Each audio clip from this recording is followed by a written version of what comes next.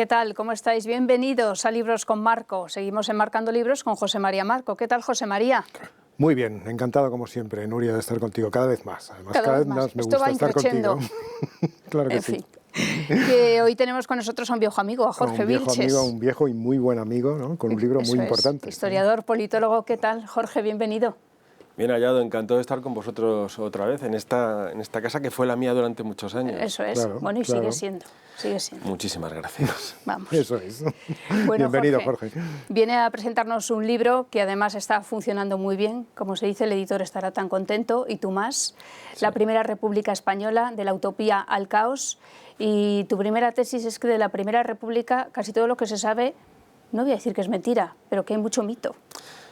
Hay mucho mito. La historiografía española ha pasado de puntillas por la Primera República, sobre todo con la idea de construir un relato político sobre el pasado, que es algo muy corriente en el republicanismo español, que es ir seleccionando determinados datos, ocultando otros para construir lo que no es nada más y nada menos que un discurso político que legitime su idea de revolución, que no viene a ser nada más que la república, porque el republicanismo, como muy bien sabe José María, lo que tiene de fondo es el darle la vuelta a España, es decir, otra forma de hacer la revolución. ¿Ha sido un poco quebradero de cabeza? Sí, sí, y muy divertido, ha sido muy divertido. Me atasqué en el capítulo dedicado a Nicolás Salmerón. Ah, mira, claro, porque... es que Nicolás Salmerón es un atasco en sí mismo. Claro, porque todo lo que yo había leído sobre Nicolás Salmerón de pronto se me parecía falso. Es decir, todo este mito sobre un Nicolás Salmerón salvaguarda de los derechos humanos, sobre todo el derecho a la vida, y que por eso, por una cuestión de conciencia, ¿no? Claro, había dejado la presidencia del Poder Ejecutivo de la República, me resultaba falsa. Claro, porque para empezar, un Salmerón que ordenaba a Pavía, al general Pavía, el del golpe de Estado del 3 de enero del 74, ordenó a Pavía que pacificara Andalucía a sangre y fuego. Y decía, si usted es capaz de que los soldados disparen a los milicianos, habrá tenido éxito. Es decir, que la sangre de los voluntarios federales, la muerte de los voluntarios y de los soldados, no le importaba. Un Salmerón que le había dado la orden a Martínez Campos, el de pronunciamiento de Sagunto, de que pacificara el Levante y le dijera, bombardee usted Valencia si es necesario, como así hizo. Claro, a mí este desprecio a la vida humana no me encajaba con el...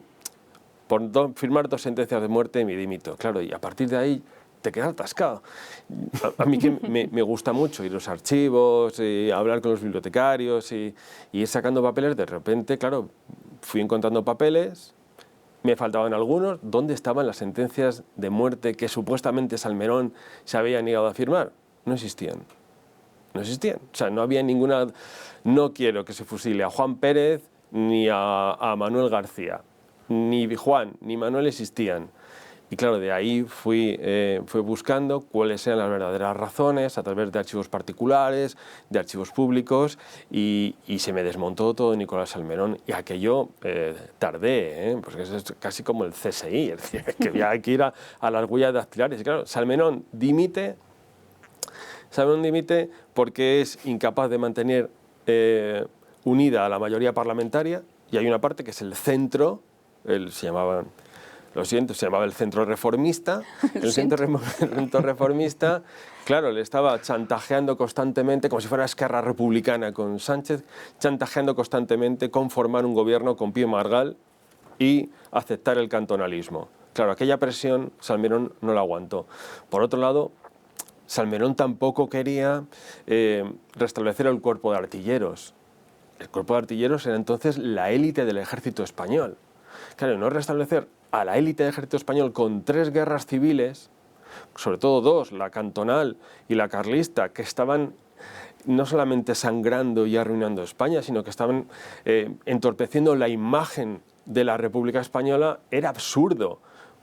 Se negó tanto a mantener, era incapaz de mantener la mayoría, se negó a restablecer el cuerpo de artillería y las ordenanzas militares, y ante ese colapso dimitió. Por cierto, Salmerón tenía como círculo de asesores a krausistas, claro, que entonces claro, se reían de ellos, hacían caricaturas del círculo de aquella filosofía extraña que había en España en el siglo XIX, que le dijeron, Nicolás, lo mejor para sembrar para el futuro es que digas que dimites por una cuestión de principios y de conciencia. Es decir, todo fue falso, una imagen impostada de aquella presidencia. Es muy importante en un libro como el tuyo el trabajo de historiador puro, de vuelta a los archivos. ¿Cómo ha sido ese trabajo? ¿Cómo te lo planteaste? ¿Qué archivos nuevos descubriste? Porque en la historia de España muchas veces te encuentras con una enorme documentación que la gente parece no haber leído. A mí me pasó con Azaña y con Ginés de los Ríos, que da la impresión de que está publicada, porque en este caso no es el caso tuyo. Eso está casi todo publicado, pero no, la gente no lee las fuentes, ¿no? Es una cosa curiosísima, ¿no? Y en tu caso, en cambio, sí que has hecho un trabajo muy fuerte y muy intenso de investigación en archivos, ¿no?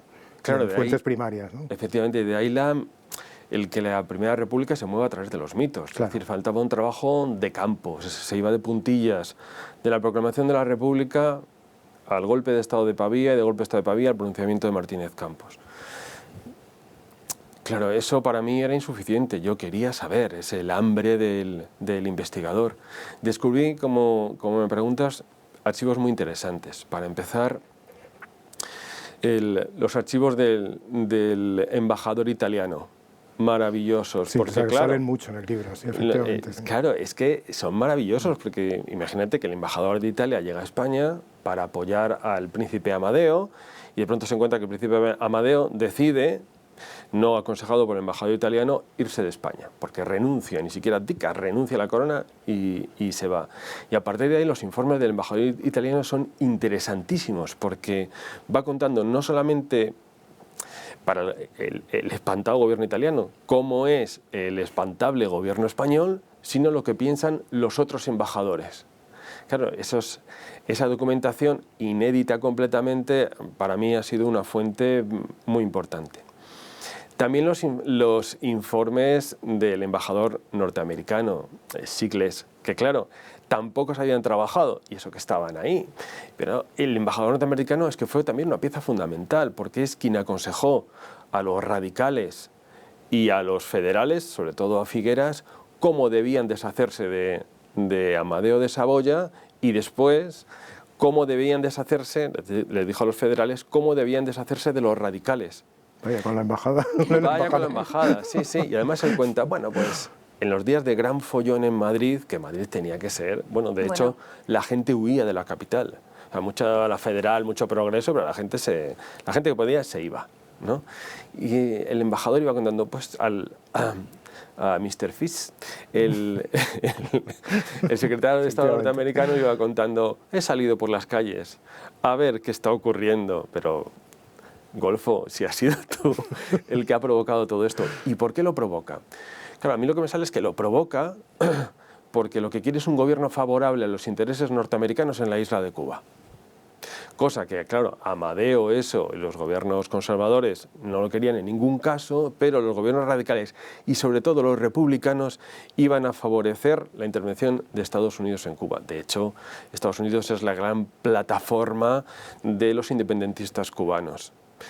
¿Esa amistad con Estados Unidos perduró? No, estuvieron a punto de declarar la guerra a España en noviembre del año 73. O sea que pocos amigos tuvo la República y encima tampoco les salieron muy bien. Días también de rodear al Congreso. Bueno, es que sí, España se movía entonces mucho, las redes sociales de entonces eran los rumores que iban corriendo los agentes, porque hay que reconocer que los federales no tenían un partido, pero sí tenían una estructura de agentes movilizadores muy importante. Sobre todo, esto además tiene el descaro de la izquierda que te cuenta en los libros y en las memorias lo que ha hecho, por qué, ¿no? Y lo que va a hacer, que eso incluso sucede el día de hoy. Entonces, cómo iban pasando por los cuarteles para indisciplinar a las tropas, incluso decirles, que está en el libro, que si algún oficial se negaba a obedecer al gobierno federal, que el gobierno federal dependía de la Asamblea Nacional, porque son las Cortes, sin ningún miramiento le pegaron un tiro. Es decir, estaban llamando no solamente a la disciplina, sino a la sublevación. Y eso está, por ejemplo, también en el archivo Pirala de la Academia de la Historia. Y los informes de los militares son demoledores.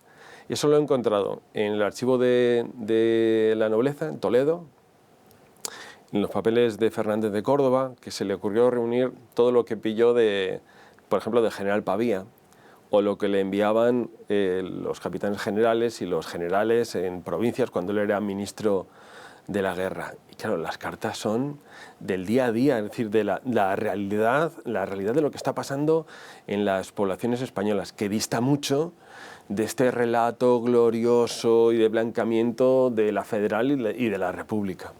Y hay un capítulo necesario, imprescindible, es el recuerdo de lo que pasó en el experimento de la monarquía democrática de don Amadeo, ¿no? Que también está muy bien contado y contado de una manera que no se suele contar. ¿Podrías hablar un poco de este proemio a la cuestión de la Primera República tan trágico en realidad? Muy, muy trágico, porque empieza con una tragedia y termina con un desastre, ¿no? Shakespeareano casi. De la utopía al caos se llama el libro. Sí. No, pero la propia monarquía democrática de don Amadeo empieza con un crimen terrible, ¿no? Y acaba de una forma profundamente desazonadora, ¿no? Sí. Sí, porque son los mismos que le trajeron, los mismos que hicieron la revolución del 68, que expulsaron a los Borbones, supuestamente porque era imposible con la monarquía isabelina establecer un sistema representativo de turno entre los partidos que sirviera para asentar la libertad en orden. La echan con ese objetivo de un verdadero gobierno representativo y además democrático.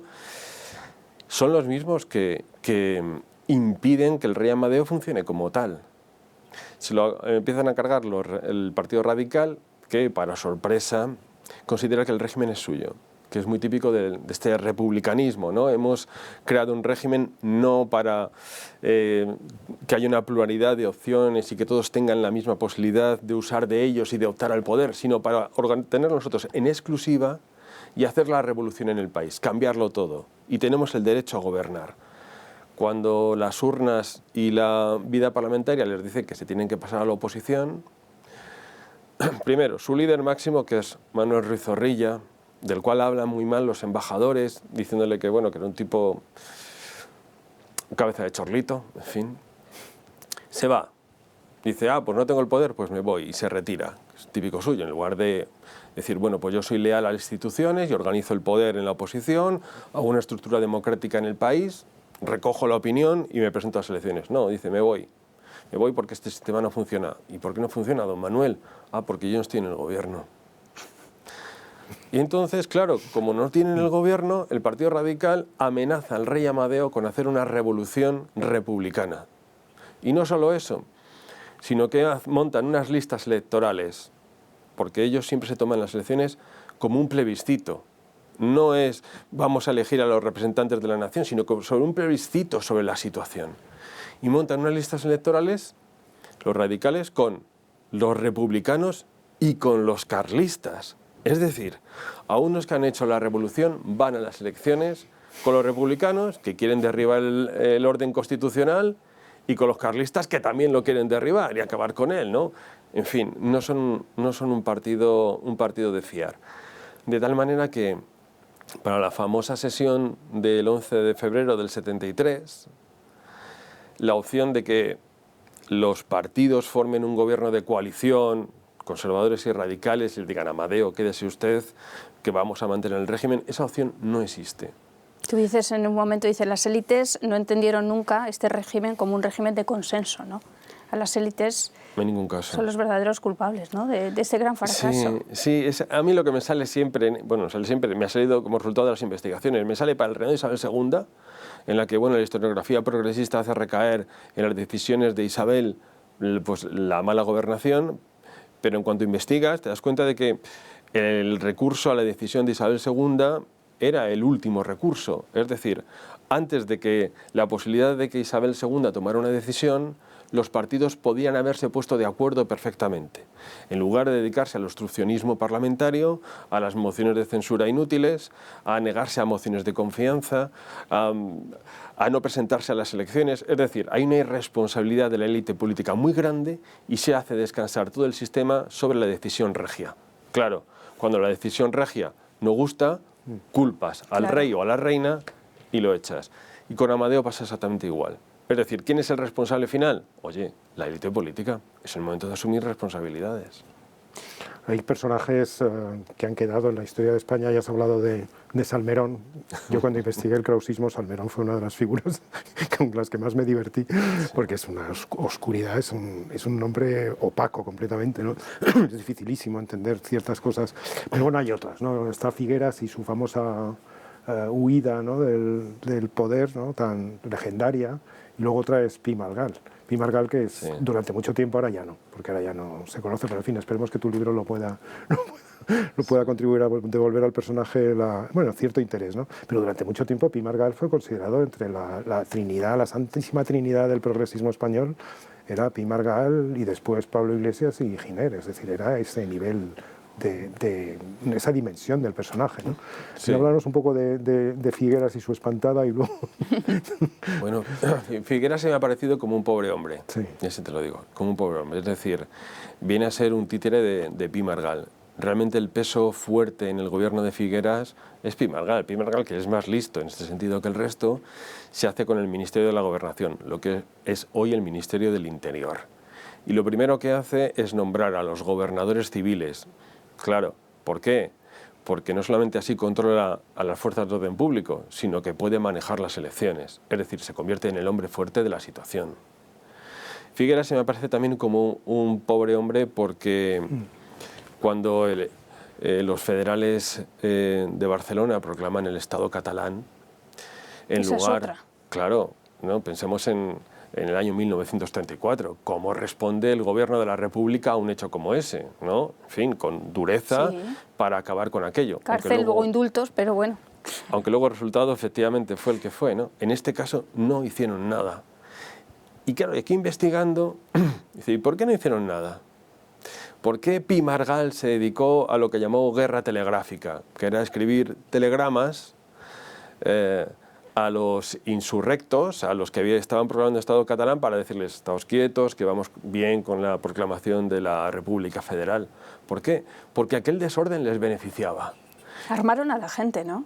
Sí, armaron a los milicianos. O sea, Pi Margall se dedicó desde el Ministerio de la Gobernación a regalar fusiles a los milicianos. A los mismos milicianos que luego se levantaron contra su gobierno y el gobierno de Salmerón. Aquello fue un desastre. Entonces, el desorden les beneficiaba. Les beneficiaba por dos cosas. Primero, para amenazar a los radicales, que eran la mayoría en las Cortes, en la Asamblea Nacional, para disolver la Asamblea Nacional y convocar elecciones cuanto antes. Y también les servía para demostrar que la federación era un hecho consumado. Es decir, que la gente, el pueblo, era también el gobierno de la gente.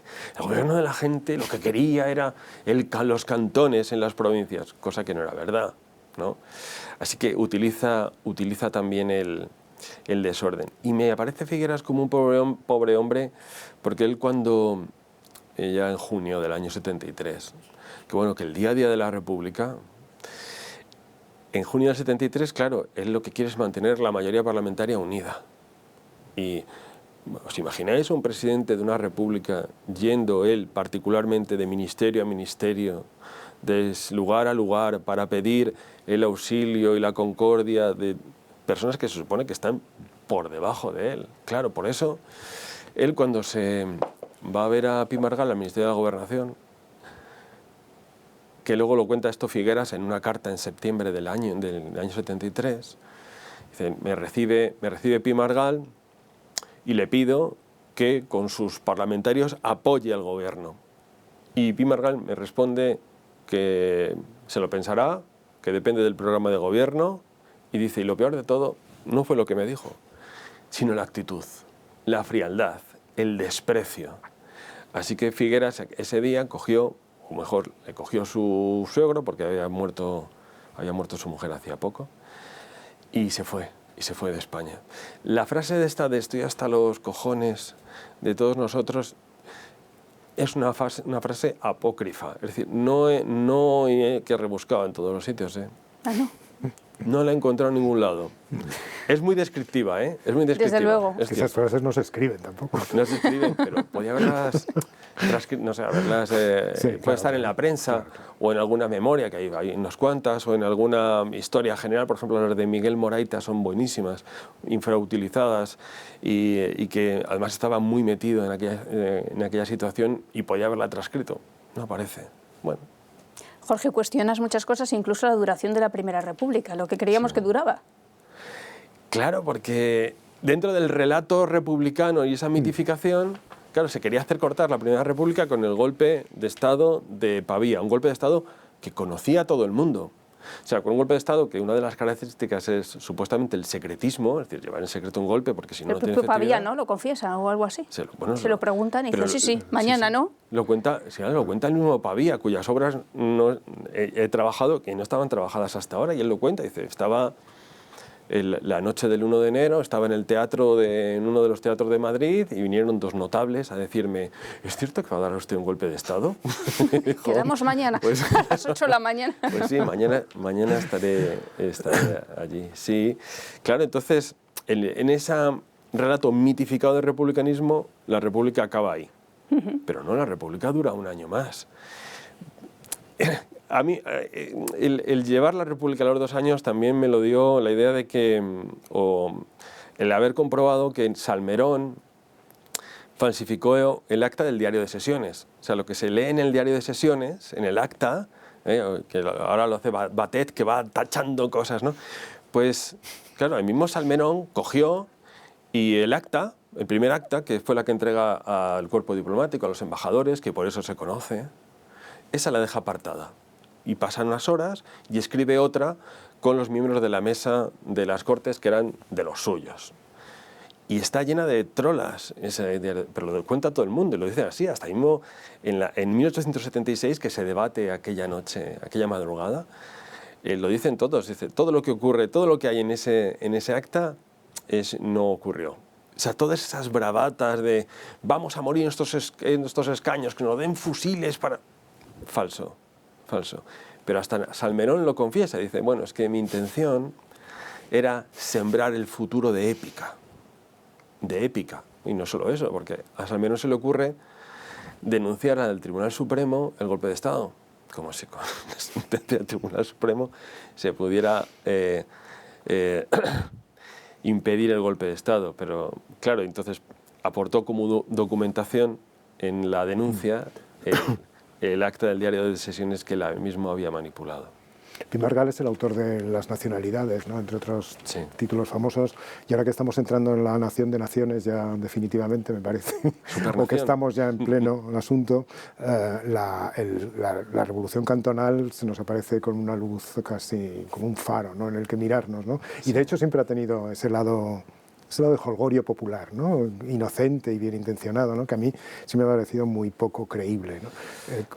¿Qué es lo que aporta de nuevo tu libro con respecto al cantonalismo y a esta parte tan pintoresca, vamos a decirlo así, de la Primera República? En las ilustraciones de la época siempre aparece un personaje con una barretina o con algo así, con un gorro aragonés. El gorro frigio, el gorro frigio, claro, la revolución. Nuestros federales copiaron a los revolucionarios franceses y mantenían un culto a la revolución exactamente igual que los revolucionarios franceses, lo que habían leído en la literatura e historiografía de la época, hasta el punto de que los diputados federales, en algún momento en la asamblea, en las Cortes Constituyentes de la República, piden que no se les llame señor, sino que se les llame ciudadano. El ciudadano López, va a tomar la palabra el ciudadano López, ¿no?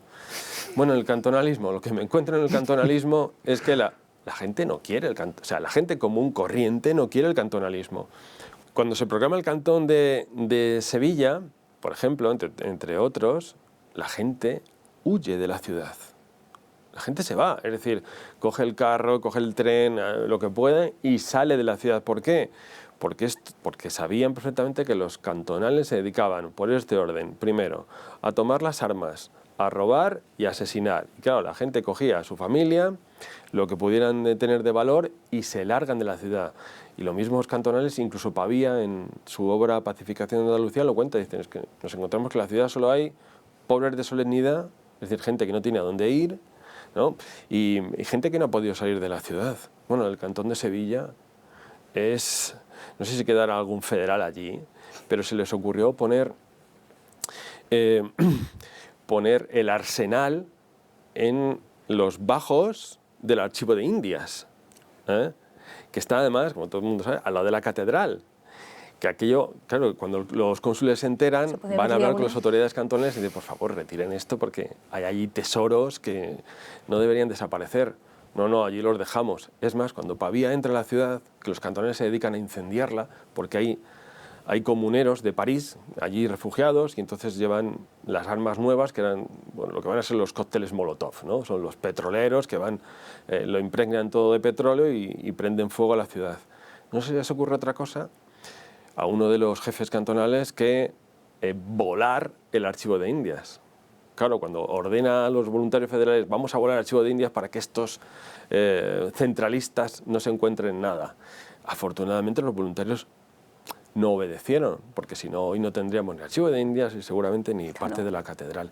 Y en Valencia igual, o sea, en Valencia cuando se proclama el cantón, la gente huye despavorida. Extremadura y Murcia, sí, es que España era... ¿Por qué se produce esto? ¿Qué es lo que me preguntas? ¿Por qué se produce? Bueno, de ahí el subtítulo del libro, de la utopía al caos. Los republicanos españoles se dedicaron conscientemente a predicar la utopía. Consideraban que había que sembrar para el futuro y ellos mismos lo cuentan. Sí, somos utópicos, pero no estamos hablando para el día de hoy, estamos hablando para el mañana. Tiene una idea dialéctica de la historia, es decir, lo que hoy parece imposible, mañana va a suceder. Porque ya ha pasado con la libertad, está pasando con la democracia y el paso siguiente será la federación de los pueblos, de las naciones y la federación universal, ¿no? ¿Y qué ocurre? Que el que sobresale en todo esto es Pi Margall. Pi Margall, que toma las ideas de Proudhon, un federal y anarquista francés, traslada a España una fórmula a la que llama, muy adecuada para el analfabetismo de la época, el pacto sinalagmático, conmutativo y bilateral. ¿Que en qué consistía? Consistía, básicamente, en destruir la soberanía nacional, es decir, la nación soberana española no existe, y trasladamos la soberanía a cada cantón que se forme. Es decir, destruimos España y vamos a reconstruirla a partir de la soberanía de los cantones, que asumen el poder y que, a voluntad, de forma voluntaria, irán pactando entre ellos para reconstruir la nacionalidad española. Claro, aquello, cuando toman el poder, dicen, es que es el momento de cumplir la utopía, es el momento de negar la soberanía nacional y reclamar la soberanía del cantón para reconstruir, según nuestra voluntad, nuestra idea de España. Y aquello es un caos, porque no hay autoridad posible que contenga eso. ¿Y a todo esto qué papel juega la Internacional Trabajadora? En España, pues la verdad es que poco. La verdad es que poco.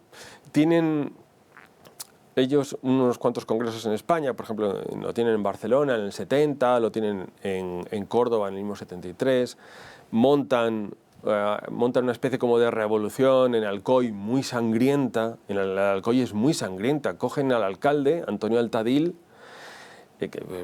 trasladémoslo al día de hoy y comparémoslo con el discurso buenista y de blanqueamiento del federalismo de la época o del obrerismo y el socialismo de la época.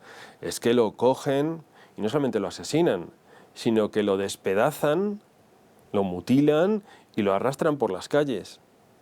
Aquello es espantoso, es decir, no solamente están confirmando el discurso de cuidado con la internacional, que fijaos lo que ha pasado en la Comuna de París con los muertos y los incendios, ¿no? Sino que están demostrando que para avanzar en la legislación obrera, como se decía entonces, en fin, no hacía falta quemar casas, ni matar gente, ni asaltar nada, sino que era una excusa, pues, en fin, para este tipo de gente. Sí, el episodio de Alcoy es particularmente revelador de una historia muy trágica que muchas veces se esconde, ¿no?, bajo el jolgorio, ¿no?, el pueblo espontáneo y la espontaneidad. Y que anuncia lo que luego va a venir, claro. No hay nada positivo en el sexenio, es decir, no queda nada... porque siempre se ha hablado del sexenio como un momento histórico en el que por primera vez se plantean debates, ideas y asuntos que luego van a tener una gran importancia, las mujeres o la cárcel, regulación carcelaria, los derechos humanos, la esclavitud, ¿no? Es decir, ahí hay algo que en la memoria, bueno, no sé si colectiva, pero bueno, en la memoria de algunas élites todavía funciona, ¿no? Queda eso, ¿no? ¿Tú cómo crees que queda algo más, algo de esto, o todo el trayecto político de la Primera República y del sexenio destruye el otro legado? ¿Cómo lo ves? Mira, es como cuando entras en este plato y tropiezas con el escalón que hay fuera. Es decir, cuando vienes por segunda vez ya sabes que tienes que levantar la pierna para no tropezar, ¿no? Ya sabemos lo que pasó la primera vez. Sí. Se sentó del impulso. La Primera República, es decir, la Primera República da una idea a los españoles de que sin orden no hay libertad posible verdadera.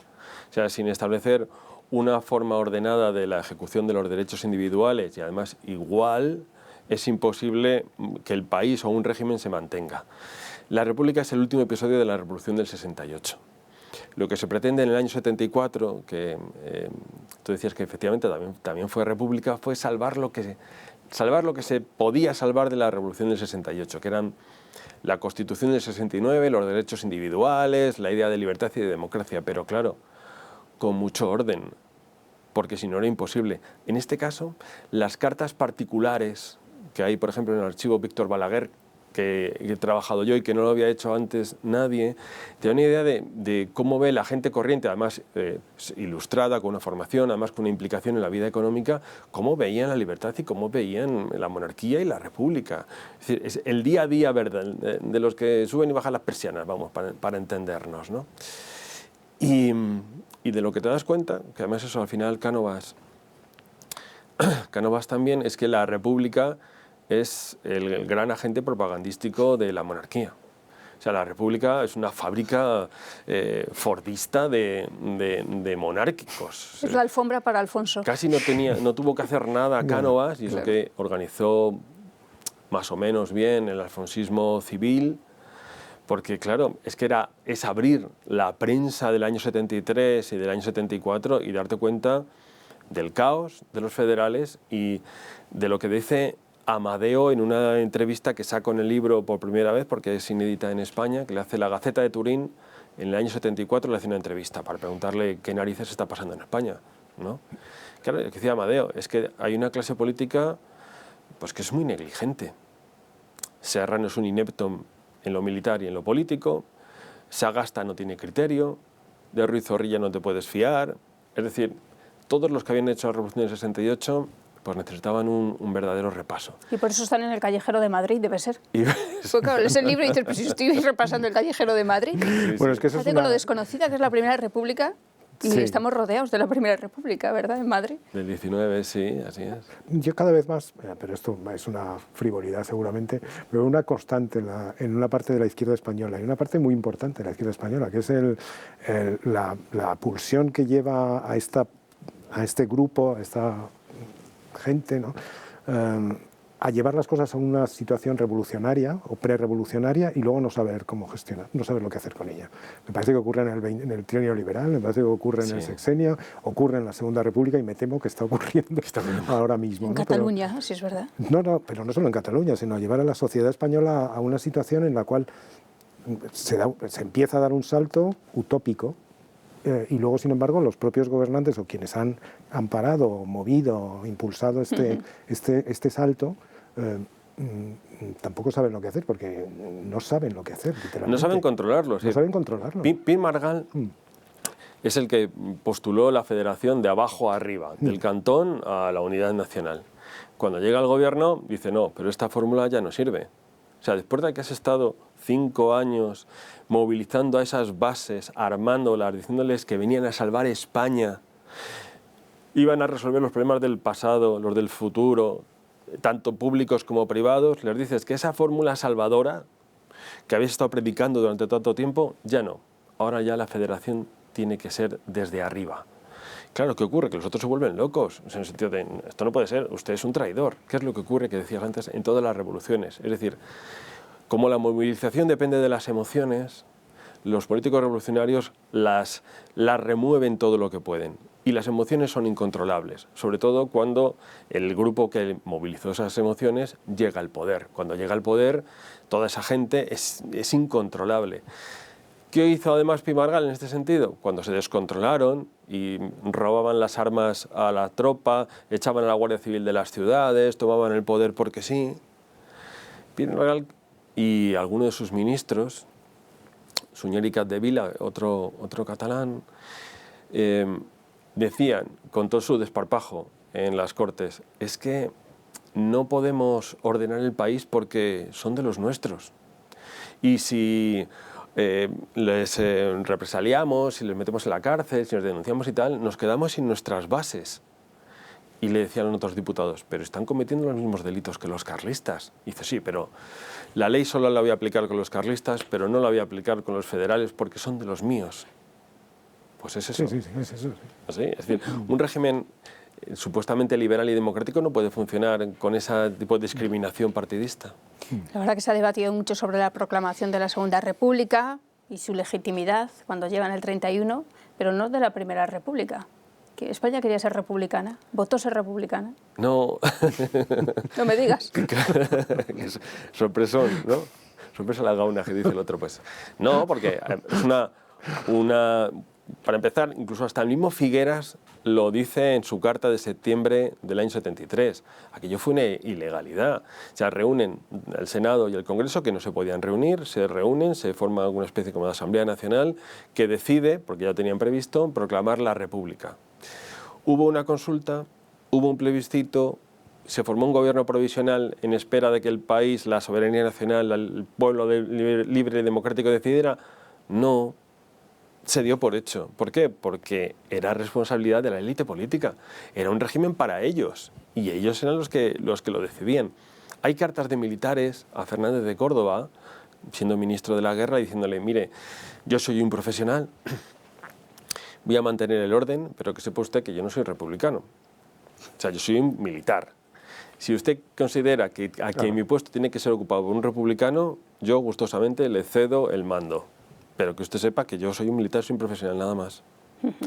Consulta de ningún tipo. Cuando se planteó, vamos a consultar a los españoles, nadie quiso.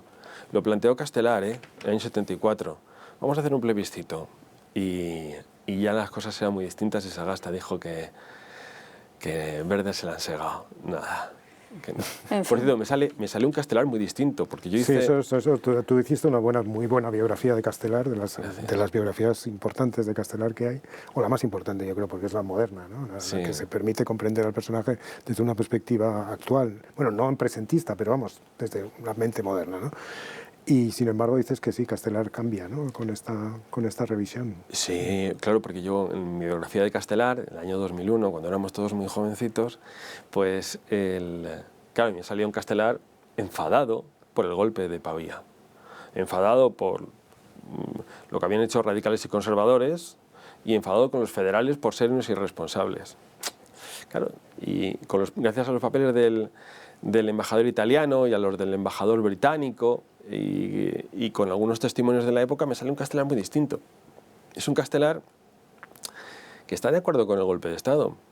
Es un Castelar que sabía que se iba a dar aquel golpe, que habla con Pavía, que habla con Salmerón, todos sabían que iba a tener lugar el golpe, y que cuando él pierde la votación parlamentaria, que va a dar lugar a un gobierno de palanca, un gobierno favorable al cantonalismo, es él quien avisa a Serrano, que está en un edificio frente al Palacio del Congreso, va a decirle, ha llegado el momento.